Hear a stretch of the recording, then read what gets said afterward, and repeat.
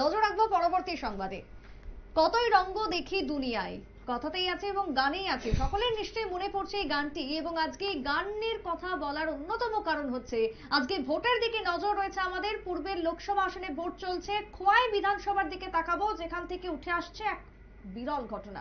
ভোটের লাইনে দাঁড়িয়ে রয়েছেন ভোট দেওয়ার জন্য ভোটাররা, কিন্তু সেই লাইনে মৌমাছির কামড়ে গুরুতরভাবে জখম হলেন এক ভোট কর্মী। আহতকে বর্তমানে নিয়ে যাওয়া হয় হাসপাতালে, জেলা হাসপাতালে চিকিৎসাধীন ভোটার। এমনটাই খবর উঠে আসছে খোয়াই থেকে।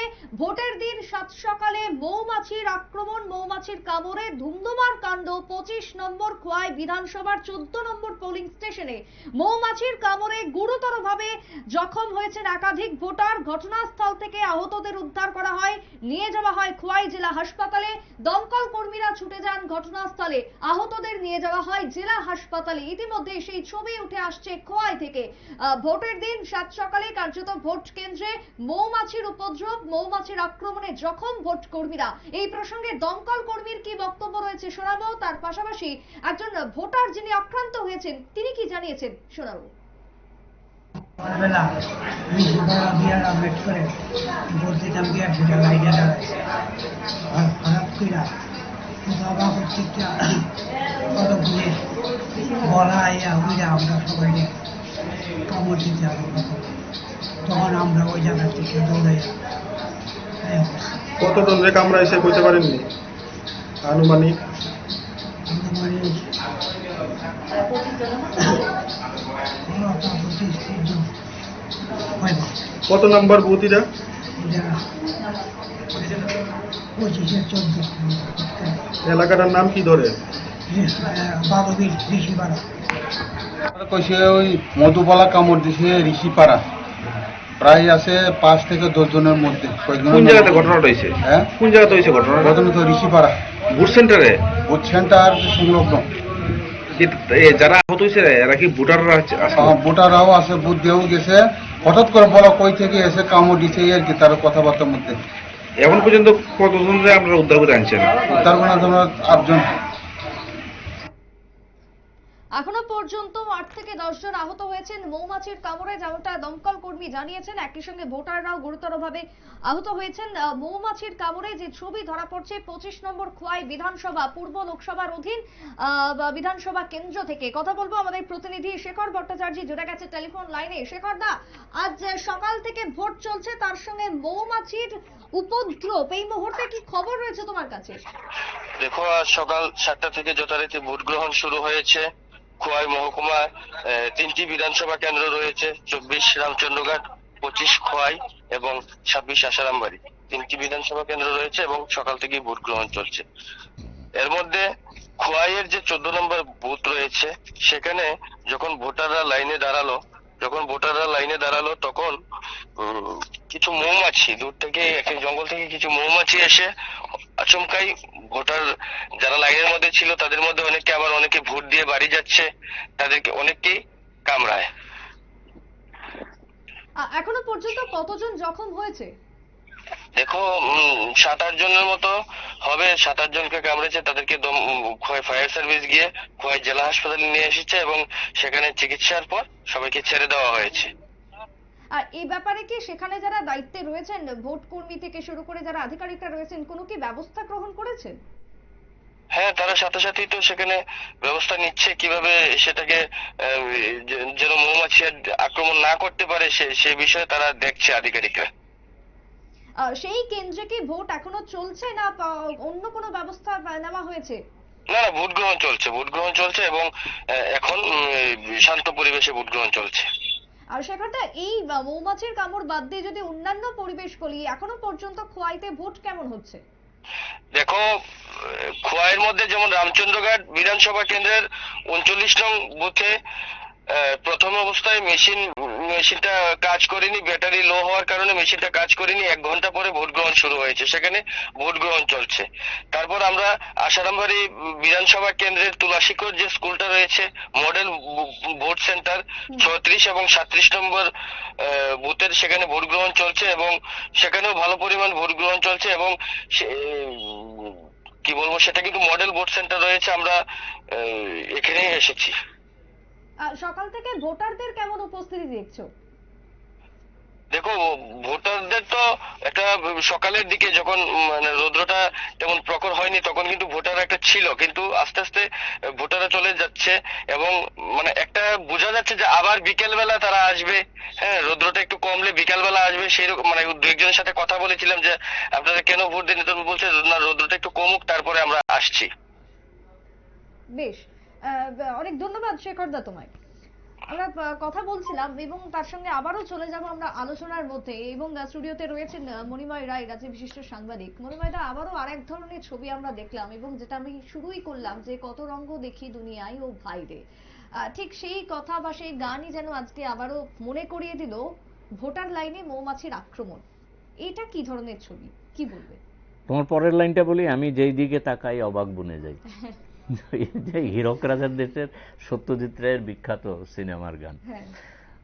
যাই হোক, এই ধরনের ছোটখাটো ঘটনা হতেই পারে। এটা জঙ্গল থেকে মৌমাছি এসে যাবে, এখন নির্বাচনের যারা দায়িত্বে ছিলেন তারা হয়তো অতটা নজর করেননি, কিন্তু ইয়েতে যেটা হয়নি সেটা হাতি টাতি ঢুকে গেলে আরো বিপদ হতো। কারণ ওইখানে ওই জায়গাটাতে এরকম হয়, আরেকটু ভেতরে। আমি একবার গিয়েছিলাম ওইখানে, তো হাতির উপদ্রব আছে ওই খোয়াইয়ের ওই জায়গাটাতে। তো যাই হোক, এখন যে ঘটনাটা ঘটেছে সেটা না হলেই ভালো হতো। এবং যেটা বলা, যেটা মানে চমকে ওঠার ব্যাপার যেটা হচ্ছে যে ভোটাররা চলে যাচ্ছে, আমি আসলে বিষয়টা বুঝতে পারলাম না। ভোটাররা যদি লাইনের জন্য এসেও থাকে তাহলে তো ভোটটা দিয়ে যাবেন। গরমের জন্য সকালের দিকে যেরকম ছিল, এখন ভোটাররা চলে যাচ্ছেন, হয়তো আবার বিকেলের দিকে আসবেন। এই যে জায়গাটা, এই জায়গাটা কিন্তু একটু সমস্যা হয়ে গেল। ভোটাররা, আমি যদি ব্যক্তিগতভাবে মনে করি, আমি ভোট দিতে গেলাম, দাঁড়িয়ে পড়ার পরে চলে আসবো কেন? এখন এখানে কথা হচ্ছে যে এই চলে আসার পেছনে অন্য কোনো ঘটনা ঘটছে কিনা এটা খোঁজ নিতে হবে আমাদের। আরেকটা বিষয় হচ্ছে যে এই যে মানে পারিপার্শ্বিক, আমরা এতক্ষণ যেটা বলছিলাম আর কি, নির্বাচন কমিশন তার এই বিষয়গুলি তাদের নজরে রাখা, তাদের তো ইন্টেলিজেন্সি আছে, তাদের বিভিন্ন দিকে নজর রাখতে, তাদের অভিজ্ঞতা থাকতে হবে। এই অভিজ্ঞতার পরিপ্রেক্ষিতে এই যে মৌমাছির আক্রমণ, এই ভদ্রলোক যদি ভোট না, কেউ ভোট দিয়ে ফেরার সময় আক্রান্ত হয়েছেন, সংখ্যাটা খুব বেশি না, 6 থেকে 7 জন বা 8 জন মতো হবে। তো এখন কিন্তু ভোটের লাইনে দাঁড়িয়ে যদি আক্রান্ত হন, ওরা যে শব্দটা ব্যবহার করেছে বললা, আসলে এটা মৌমাছি এক ধরনের, এটা আরেকটা হয় ভীমরুলের মতো। এটা মানে তুমি জানো, এটা তোমাদের দিকে মানে পশ্চিমবঙ্গের দিকে ভীমরুল বলা, এটা একটু বড় সাইজে, একটু বড় হয়। এই হুলটা মেরে দিলে পরে প্রচন্ড ব্যথা হয়। হ্যাঁ, আর হুলটা বার করে দেওয়ার সুযোগ থাকলে বার করে দিলে ব্যথাটা কমে যায়। যাই হোক, এটা খুব মানে ব্যাপক পরিমাণে যে মানুষের মৃত্যু হয়ে যাবে ঘটনাটা তা না, তবে একটা প্রাথমিক ব্যথাটা হয়। সেজন্য এই ভোটাররা যদি ভোট না দিয়ে হাসপাতাল থেকে বাড়ি যান, তারা কতটুকু আবার ব্যাক করে আসবেন ভোট দিতে, সেটা নিয়ে একটা সংশয় থেকে যাচ্ছে। যে এখন ওই জায়গাগুলিতে যেটা জানা হলো না সেটা হচ্ছে যারা জিরো গ্রাউন্ডে রয়েছেন, গ্রাউন্ড জিরোতে যারা রয়েছেন তারা বলতে পারবেন সব জায়গায় পোলিং এজেন্ট ছিল কিনা। এই পোলিং এজেন্টের বিষয়টা হচ্ছে একটা গুরুত্বপূর্ণ, কারণ এগুলি নির্বাচন কমিশনেরও দেখা উচিত। এই যে পিপলস রিপ্রেজেন্টেটিভ অ্যাক্ট অনুযায়ী এগুলি কিন্তু সব মানে ফান্ডামেন্টাল বিষয় না, থাকলে থাকলো না থাকলে না, এই ঘটনাটা তা না। কিন্তু যে ব্যালট বক্সটা যখন ক্লোজ হবে তখন কিন্তু পোলিং এজেন্টকে সিগনেচার করতে হবে। আমি একবার মানে ছোট্ট গপ্পের মতো বলছি যে একবার এলাহাবাদ কেন্দ্রে একটা বাই ইলেকশন হচ্ছিল।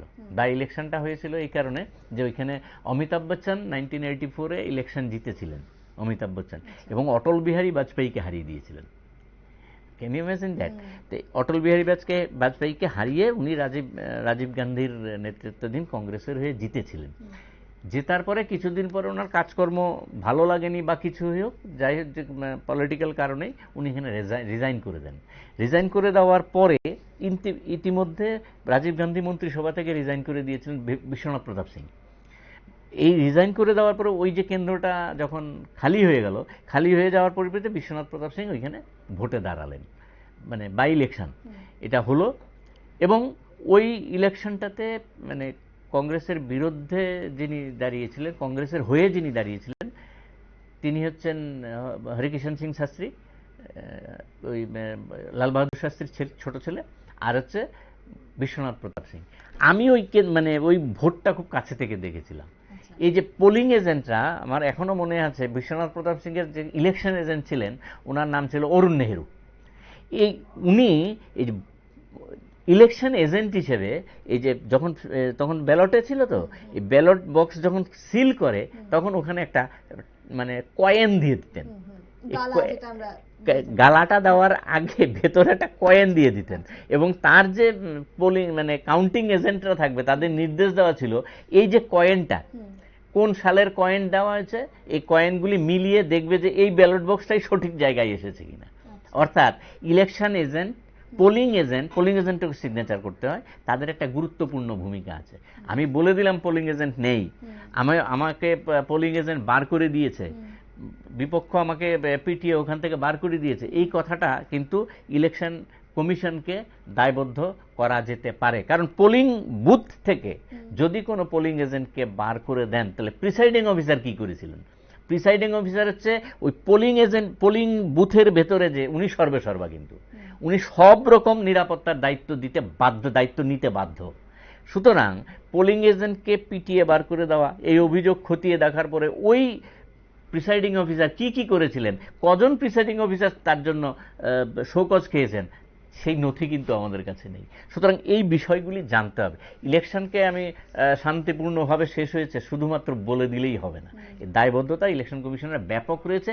এবং এই মুহূর্তে যেহেতু সুপ্রিম কোর্টে মামলাগুলি রয়েছে, একাধিক মামলা, এবং সুপ্রিম কোর্ট নিজেও রায়দান ঘোষণা করে বুধবার দিন রায় দেবেন বলেও সুপ্রিম কোর্ট রায় দিতে পারলেন না, কতগুলি টেকনিক্যাল কারণের উপর ভিত্তি করে, যে আরও কিছু বিষয় ওনাদের জানতে হবে। এই জায়গায় যখন চলে গিয়েছে ভোটটা, সুতরাং নির্বাচন কমিশনকে, আমি নীলবাবুর সঙ্গে একমত, নির্বাচন কমিশনকে আরও অনেক বেশি সতর্ক হতে হতো, এবং সাংবিধানিকভাবেই তাকে কিন্তু সেই ক্ষমতা দিয়ে রাখা হয়েছে। আমি ওই এর আগের মানে আপনাদের এখানে তোমাদের সঙ্গে কথা বলার সময় যখন এসেছিলাম এর ইলেকশনের সময়, ওয়েস্টের সময়, তখন আমি বলেছিলাম যে নির্বাচন কমিশন যেভাবে গঠিত হচ্ছে পলিটিক্যালি, সেভাবে ওনার পক্ষে অনেক কিছু করা অসম্ভব। এটার যে মানে নির্বাচন কমিশনটা যে সাংবিধানিকভাবে একদম টোটালি আলাদা কোনো সরকারি যন্ত্র না, সরকারি যন্ত্রের ভেতরে সেটা পড়ে না, সেটা নির্বাচন কমিশন বুঝতে হবে। যেটা টিএন সেশন শিক্ষাটা দিয়েছিলেন, কি শিক্ষা আমরা পেয়েছি জানি না। মজার কথা হচ্ছে টিএন সেশনের এত সুনাম করি আমরা সবই, টিএন সেশন যখন আবার রাষ্ট্রপতি নির্বাচনে দাঁড়িয়েছিলেন হেরে গিয়েছিলেন। ফলে এই যে জায়গাটা আমাদের মনে, এটা তথ্যের জন্য বললাম আর কি। আর পূর্ব আসনের কথা যদি বলেন না, পূর্ব আসন কিন্তু একটা আমাদের এই রাজ্যের একটা ব্যতিক্রমী সিট। এখানেই জানবো যে কাজে তো বিভিন্ন জায়গাতে ঘুরতে হচ্ছে, পশ্চিম আসনের ভোট দেখেছো, এবার পূর্ব আসন শুরু হলো, পূর্ব আসন কি তাহলে কোথাও গিয়ে আলাদা পশ্চিমের থেকে? আমি ঘুরতে গিয়ে দেখেছি ইতিহাসটাও তাই বলে পশ্চিম আসনের তুলনায়। পশ্চিম আসনে 1989 নির্বাচনে সন্তোষ মন্দির জিতেছিলেন। যদি তোমার কাছে তথ্যটা থাকে, আমার এই মুহূর্তে নেই, আমার কাছে আছে তথ্যটা, এই মানে এটা একটা অদ্ভুত ধরনের ভোট হয়েছিল। কেমন এটা বিশাল একটা ডিফারেন্স, এটা হয় না কোনো অবস্থাতেই। মানে গণনা করতে গিয়ে তখন এমনি ব্যালট গুনতে গিয়েই গন্ডগোল হয়ে গেল। ফলে মানে কাউন্টিং এর মানে টোটাল কত ফয়সলা হয়েছিল সেটাই এখনো প্রকাশিত হয়নি, যদিও নির্বাচন কমিশন একটা দিয়েছে।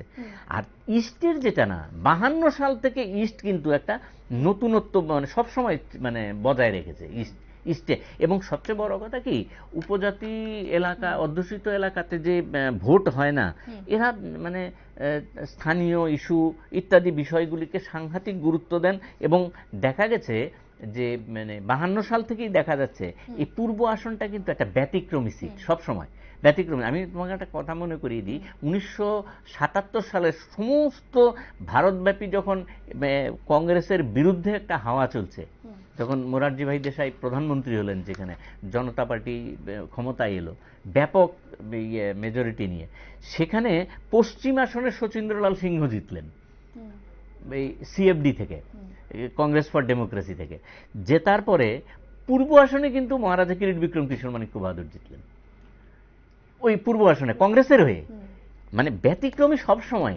পশ্চিম আসনে সিএফডি জিতলো, কংগ্রেসের বিরুদ্ধে ভোট গেল, তরিত মোহন দাশগুপ্তকে তিনি হারালেন, নৃপেন চক্রবর্তী 3rd প্লেস পেয়েছিলেন। কিন্তু ব্যতিক্রমী সবসময়। এবং পূর্ব আসনে কিরিট বিক্রম কিশোর মানিক্য বাহাদুর জিতেছিলেন ওই আসনে, এবং দশরথ হারিয়েছিলেন। এই যে জায়গাটায়, এই জায়গাটাতে মানে সবসময় এটা ব্যাপক পরিমাণে, এবং কিরিট বিক্রম কিশোর মানিক্য বাহাদুর জিতেছিলেন প্রায় 13,000 ভোটে। 1 লক্ষ, আমার যতটুকু মনে আছে 1,33,000 সামথিং ভোট পেয়েছিলেন, এবং দশরথদেব পেয়েছিলেন 1,20,000 ভোট। তো এই যে 20,000 সামথিং, আমি একেবারে টোটালি বলতে পারছি না। সব সময় দেখো 52 সালে প্রথম যখন ভোট হয়, দশরথদেব তখন মানে আন্ডারগ্রাউন্ডে, ওনার বিরুদ্ধে তখন প্রচুর মামলা, তাকে দেখলেই অ্যারেস্ট করা হবে।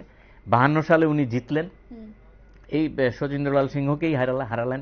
এবং তখন একটা কথা মনে রাখতে হবে, অনেকে হয়তো তথ্যটা জানে না, নগেন্দ্র চৌধুরী বলে একজন দাঁড়িয়েছিলেন, এবং কোন দল থেকে দাঁড়িয়েছিলেন জানো? জনসংঘ থেকে দাঁড়িয়েছিলেন। জনসংঘ মানে এখনকার যে বিজেপি, তখন জনসংঘ দল ছিল।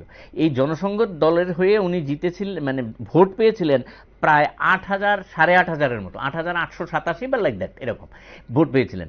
এবং এইটা যোগ করলেও দশরথ দেবী জিততেন। এবং আশ্চর্যজনক, এটা একটা ইতিহাস, এটা জানা উচিত সবাই, ইয়াং যারা নতুন জেনারেশনে। দশরথ দেবকে তখনও গ্রেপ্তারি পরোয়ানা চলছে, পার্লামেন্টে ঢোকার আগেও তাকে গ্রেপ্তার করা হবে এমন একটা হয়ে গেল। দশরথদেব ছদ্মবেশে পার্লামেন্টে ঢুকলেন। ঢোকার পরে যখন ওনার নাম পাঠ করলেন, 52 সালের যিনি মার্ভালাঙ্কার ছিলেন স্পিকার, পাঠ করলেন, দশরথদেব তখন দাঁড়িয়ে উঠলেন। সমস্ত পার্লামেন্ট চমকিত যে এই লোকটার নামে হ্যাঁ সমস্ত গ্রেপ্তারি পরোয়ানা। তখন মেঘনাথ সাহা, বিজ্ঞানী মেঘনাথ সাহা এমপি ছিলেন, ওনাকে নিয়ে গেলেন, নিয়ে গিয়ে পণ্ডিত নেহেরুর সঙ্গে পরিচয় করিয়ে দিলেন। পণ্ডিত নেহেরুর একটা সাংঘাতিক আবেগ ছিল তখন, এই সমস্ত বিষয়ে সাংঘাতিক ছিলেন উনি। এবং এটা অটল বিহারী বাজপেয়ীও স্বীকার করেছেন। ভালো বক্তা যদি হতেন, লবিতে দাঁড়িয়ে প্রশংসা করতেন ওনার বিরুদ্ধে হলেও, এখন যেটা নজরই করা যায় না। ফলে দশরথদেবকে নিয়ে গেলেন, পরিচয় করে দিলেন। পণ্ডিত নেহেরু সঙ্গে সঙ্গে সর্দার প্যাটেলকে বললেন যে ইমিডিয়েট তার বিরুদ্ধে সমস্ত পরোয়ানা উইথড্র করতে হবে, ভারত সরকার উইথড্র করে দিলেন। 57-তে দশরথদেব আবার জিতলেন, ওই শচীন্দ্রলাল সিংহের ছোট ভাইকে হারিয়ে। 62-তে জিতেন দশরথদেব, আবার জিতলেন, পরপর 3বার উনি জিতলেন। কিন্তু আশ্চর্যজনক, 67-তে এই পপুলার মানুষটা 67-তে কিরিট বিক্রম কিশোর মানিক্য বাহাদুরের কাছে হেরে গেলেন এই পূর্ব আসনে। মানে আশ্চর্যজনক ঘটনা হলো এটা, 67-তে হেরে গেলেন। 71-এ দশরথদেব আবার জিতলেন। এই যদিও কিরিট বিক্রম কিশোর মানিক্য বাহাদুর সেবার কংগ্রেসের হয়ে, 71-এর হয়ে উনি নির্দল প্রার্থী হিসেবে দাঁড়িয়েছিলেন এবং 44,000 ভোট পেয়েছিলেন। এই 44,000 ভোট উনি টেনে নেওয়াতেই কংগ্রেস ওই সিটটা হেরে যায়, রমেন্দ্র কিশোর দেব বর্মন বলে একজন হেরে যান। এটা হচ্ছে ইতিহাসটা, আমার যতদূর মনে আছে, আমি সবটা আই মে বি রং কিছু জায়গায়, কিন্তু এই জায়গায় কিরিট বিক্রম কিশোর মানিক্য বাহাদুর ওই 77-এ আবার জিতে এলেন। সুতরাং আমি এতগুলি তথ্য দিলাম এই কারণে, এই যে পূর্বের আসনটা সবসময় ব্যতিক্রমী আসন একটা।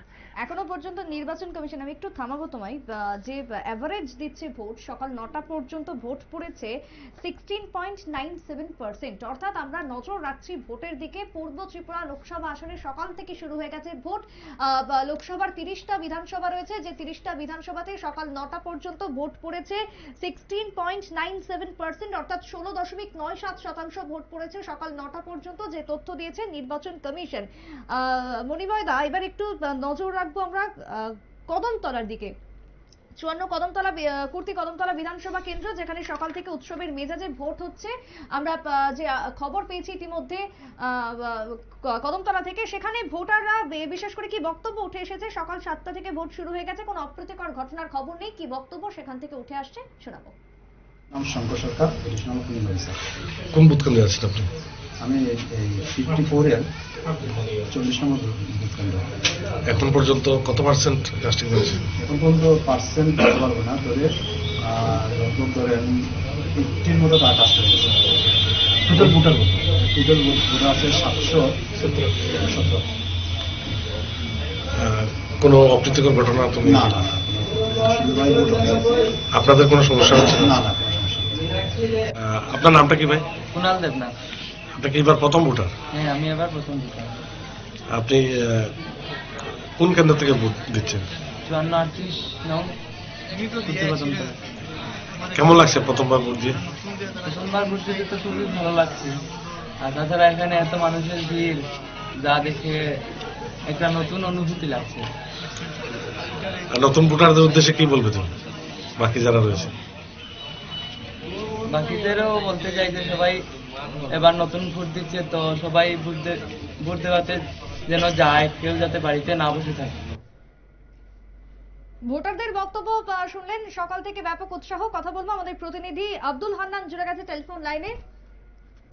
যোগাযোগ বিচ্ছিন্ন হয়ে যায়, আরো একবার যোগাযোগ করার চেষ্টা করবো আমাদের প্রতিনিধির সঙ্গে। তবে 54 কর্তৃ কদমতলা বিধানসভা কেন্দ্র, যেখানে তরুণ ভোটারদেরও উপস্থিতি রয়েছে, সকলেই বেশ উৎসবের সঙ্গে ভোটদান করছেন। কিন্তু কি খবর উঠে আসছে সেখান থেকে জানবো। আব্দুল হান্নান এই মুহূর্তে রয়েছে টেলিফোন লাইনে। হান্নানদা, সকাল থেকে ভোট চলছে, কদমতলা কর্তৃ বিধানসভা কেন্দ্রের কি খবর এখনো অবধি তোমার কাছে রয়েছে? সুপ্রীতি, তোমাকে জানিয়ে রাখি, এখন পর্যন্ত প্রায় 2.5 ঘন্টা হয়ে গেল ভোট কাস্টিং চলছে। কদমতলা কর্তৃ কেন্দ্র এলাকায় উৎসবের মেজাজেই মানুষ এখন পর্যন্ত ভোট দিয়ে যাচ্ছেন। কোথাও কোনো অপ্রীতিকর ঘটনার খবর এখন পর্যন্ত নেই এবং নিরাপত্তারক্ষীও প্রত্যেকটি ভোট কেন্দ্রে কিন্তু জোরদার ভাবে রাখা হয়েছে। এখন পর্যন্ত যারাই ভোট দিয়েছেন, আমরা 2 একজনের সাথে কথা বলেছিলাম, সবাই খুব আনন্দের সাথে এবং উৎসবের মেজাজেই ভোট দিচ্ছেন। বিভিন্ন ভোট কেন্দ্রে এখনো দীর্ঘ লাইন রয়েছে। হয়তোবা কয়েকটি ভোট সেন্টারের মধ্যে সময়ের ভেতরে যারা আধিকারিক রয়েছেন তারা বলছে সময়ের ভেতরে হয়তোবা শেষ করা সম্ভব হবে না, হয়তোবা টাইম একটু বাড়াতে হবে, এরকম ধারণা করা হচ্ছে। হান্নানদা, কোনো কোনো জায়গা থেকে খবর আসছে যে প্রচন্ড রোদের কারণে কোথাও ভোটাররা ঘরমুখী হচ্ছে, সেই জায়গায় কদমতলা কর্তৃতেও কি একই ছবি, না ভোটাররা সমানভাবেই রয়েছেন ভোটদানের জন্য? হ্যাঁ, এই বিষয়টা কিছু কিছু মানুষের মুখে কিন্তু এখন উঠে আছে। কিন্তু আমাদের এখানে কদমতলা কর্তৃ কেন্দ্রে গতকাল রাতে কিন্তু কিছুটা বৃষ্টি হয়েছিল, যার ফলে কিন্তু এখন পর্যন্ত তাপমাত্রাটা এতটা উচ্চ মানে হয়নি। তবে দুপুর যত গড়াবে ততই কিন্তু তাপমাত্রা বৃদ্ধি পাবে এবং আপনি যে প্রশ্নটা করেছেন সেটা কিন্তু আশঙ্কা করা হচ্ছে। একেবারে সেই জায়গাটা কি আলাদা কোনো বিশেষ ব্যবস্থা নজরে পড়েছে?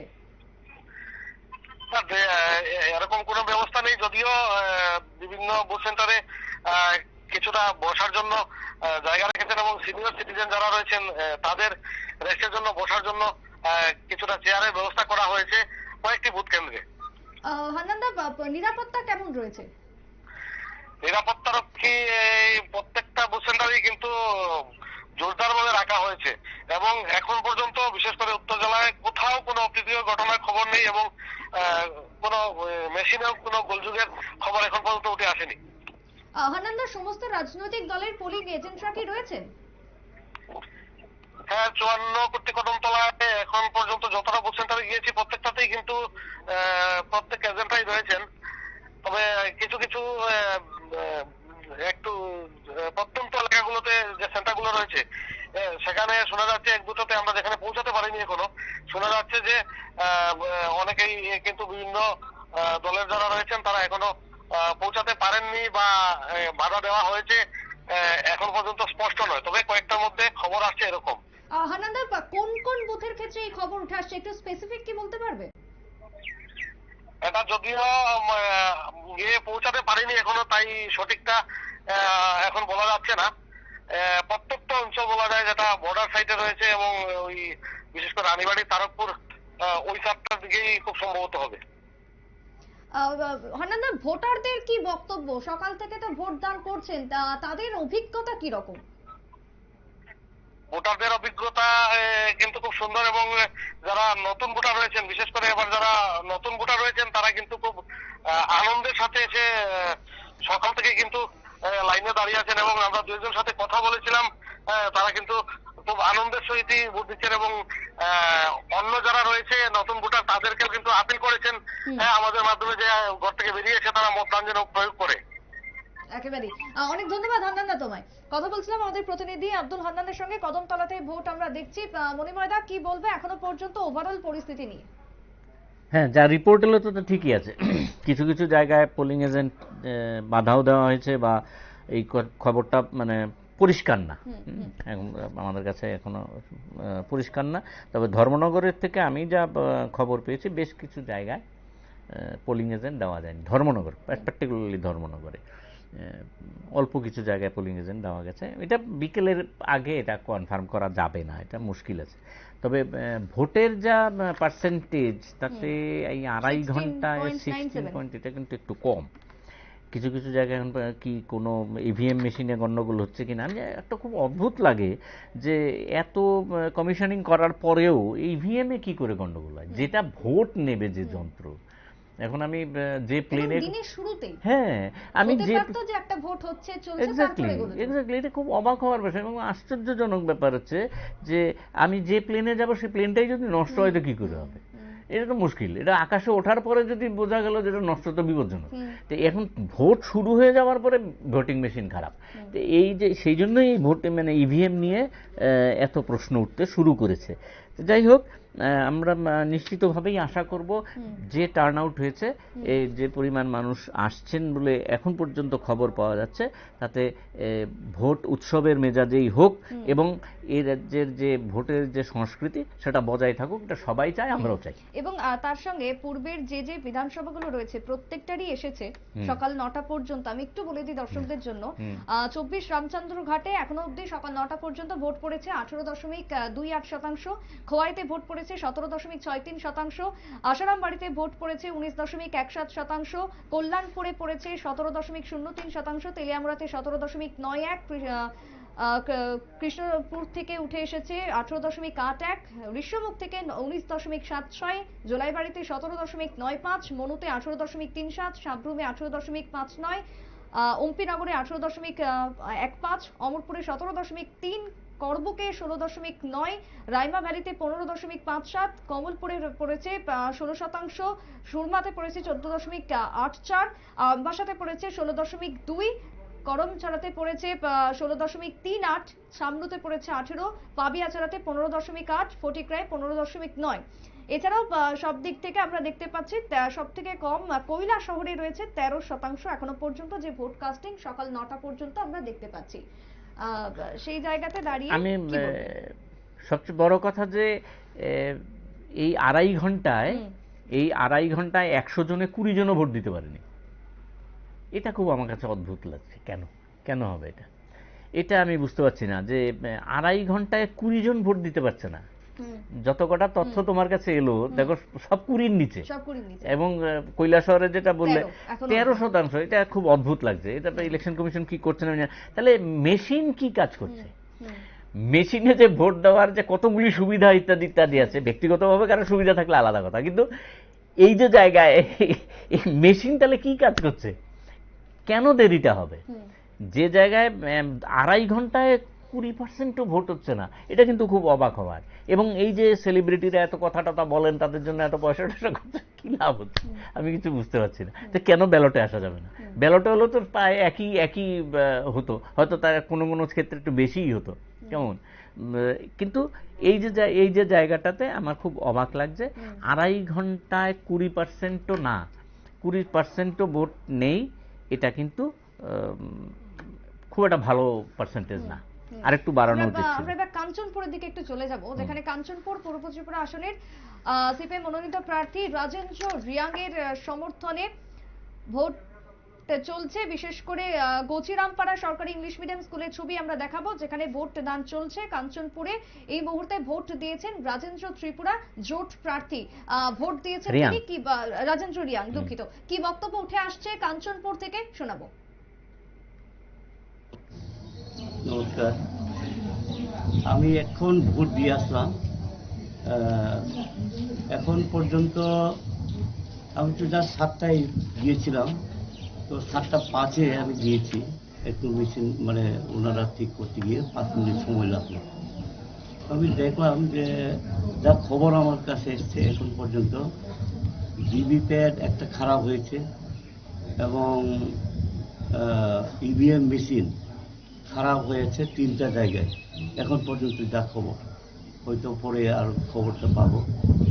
এখন আমি বলবো যারা ভোট দিতে আসছেন ওনারা তো সঠিকভাবেই দেবেন, এবং যারা এখনো আসতে পারেননি সকালবেলা, ওনারা নিশ্চয়ই 5টার মধ্যে সবাই ভোটটা যাতে সঠিকভাবে দেন, সেইভাবেই আমি সব নির্বাচক মণ্ডলীদের আবেদন করব যে আপনাদের ভোট আপনারা নিজের মতন করে খুশি মতন আপনারা দেবেন, ভয় পাবেন না, কোনো লজ্জা সেখানে নেই, সেইভাবে আপনারা ভোটটা দেবেন, এটা আমি আপনাদের কাছে অনুরোধ রাখব। আচ্ছা, এখন অব্দি কি শান্তিপূর্ণ আছে? এখন পর্যন্ত যা শুরু হলো, এরকম কোনো এখন পর্যন্ত খবর আসেনি, কিন্তু 2 দিন আগে খবর যা পেয়েছি কোথাও কোথাও একটু ভয় হুমকি দেওয়া হচ্ছে বলে খবর, বিশেষ করে কমলপুর সাব ডিভিশনে একটু ভয় হুমকি দেওয়া হয়েছে, বাড়ি বাড়ি গিয়ে, এরকম আমার কাছে খবর আসছে। কিন্তু এটা সিকিউরিটি আছে এবং জনগণ সচেতন এখন, ভয় দেখালেও যার যে অধিকার, ভোটের অধিকার, সেই ভোটাধিকার নিশ্চয়ই প্রয়োগ করবে এবং ওনাদের পছন্দ মতন ভোট দেবে। আপনারা শুনলেন কাঞ্চনপুর থেকে ইন্ডিয়া জোটের প্রার্থী রাজেন্দ্র রিয়াং এর বক্তব্য। আমরা শুনলাম তার অভিযোগ। কথা বলবো এবার আমাদের প্রতিনিধি পুলক জুড়ে গেছেন টেলিফোন লাইনে। পুলক দা, কাঞ্চনপুরে এই মুহূর্তে কিরকম পরিস্থিতি, ভোট কেমন চলছে? হ্যাঁ, ভোট তো স্বাভাবিক চলছে, তবে আজ সকাল অনুমানিক 7টা নাগাদ পূর্ব ত্রিপুরা লোকসভা আসনের সিপিআই মনোনীত প্রার্থী রাজেন্দ্র বাবু ভোট দিয়েছেন এবং ভোটদান দিয়ে উনি বেরিয়ে পড়েছেন বিভিন্ন পোলিং বুথে। পুলক দা, সকাল থেকে আমরা দেখছি বিভিন্ন জায়গার ভোটের ছবি। কাঞ্চনপুরে কি সমস্ত কিছু কুশল রয়েছে? কোনো কি অভিযোগ রয়েছে সেখান থেকে? না, এমন একটা অভিযোগ এখানে অবধি উঠে আসছেনি। পোলিং এজেন্টরা রয়েছেন যথাযথভাবে? হ্যাঁ, সবকিছু ঠিকঠাক রয়েছে। ভোটারদের কিরকম উৎসাহ, কতটা ভোট দান চলছে সেখানে? হ্যাঁ, চলছে তো স্বাভাবিক, তবে গরমের মধ্যে কিছুটা একেবারে। অনেক ধন্যবাদ পুলক দা তোমায়। কথা বলছিলাম আমাদের প্রতিনিধি পুলক রায়ের সঙ্গে। তবে সেই জায়গায় দাঁড়িয়ে কাঞ্চনপুরে ভোট চলছে যথাযথভাবে। মণিময়দা, কাঞ্চনপুরে এখনো অব্দি যে তথ্য, সেখানে 15% ভোট পড়েছে। আমরা শুনলাম রাজেন্দ্র রিয়াং এর বক্তব্য, কি বলবেন? ঠিক আছে, ওইটা আমার কাছে খুব অবাক লাগছে, ওই 3টি ভোটিং মেশিন খারাপ আপাতত। এগুলি কি, এটা কি প্রথা হয়ে গেল নাকি যে ইভিএম মেশিন খারাপ হতেই যাবে? এখন কথা হচ্ছে তাহলে কি করছেন ইলেকশন কমিশনার, জানি না। তো রাজেন্দ্রবাবু তো ঠিকই বললেন যে কোনো জায়গায় পোলিং এজেন্ট নেই, এ কথা তো উনি বললেন না। তো স্বাভাবিকভাবেই আপাতত ভোট চলছে, উনি ওনার রিপোর্ট অনুযায়ী। আর আমাদের যা প্রতিনিধি, ভ্যানগার্ডের যা প্রতিনিধি যা বললেন যে কোনো রকম সমস্যা সেখানে নেই, স্বাভাবিকভাবেই ভোট অন্তত যে জায়গায় কাঞ্চনপুরের কথা যেটা এলো সেটা স্বাভাবিক। আমি সেটাই বলছিলাম যে আসলে পূর্ব আসনের না একটা ব্যতিক্রমী ব্যাপার হয়, এবং আমাদের উপজাতিরা খুব সংস্কৃতিবান্ত, ফলে তাদের যে ব্যাপক পরিমাণে তাদের স্থানীয় ইস্যু এইগুলিকে খুব ব্যাপক পরিমাণে বোঝাতে হয় এরকম না। ওরা নিজেদের তাদের জীবন দিয়েই বুঝতে পারেন যে কি হতে চলেছে আর কি হতে চলেছে। খুব ওরা মানে এই বিষয়গুলি সাংঘাতিক রকম বুঝতে পারেন। ফলে স্বাভাবিকভাবেই পূর্ব আসনের যদি ইতিহাস দেখা যায়, আমি যেটা অল্প স্বল্প যেটা বললাম, এখানে এই ভোটের বিষয়টাই থাকে একটু অন্যরকম। ফলে আমরা অন্যভাবে চিন্তা করার আপাতত কিছু নেই, যত সময় যাবে আস্তে আস্তে সমস্ত বিষয়গুলি ক্লিয়ার হবে। একেবারে তাই। আমরা ভোটের দিকে নজর রাখছি, পূর্বের দিকে আমাদের অবশ্যই নজর রয়েছে, এবং আমাদের সঙ্গে মণিময়দা রয়েছে, বিভিন্ন আলোচনায় আমরা থাকবো। তবে তার আগে ছোট্ট একটা বিরতি নিচ্ছি, ফিরে আসবো বিরতির পর, সঙ্গে থাকবেন। আমার ছুটি।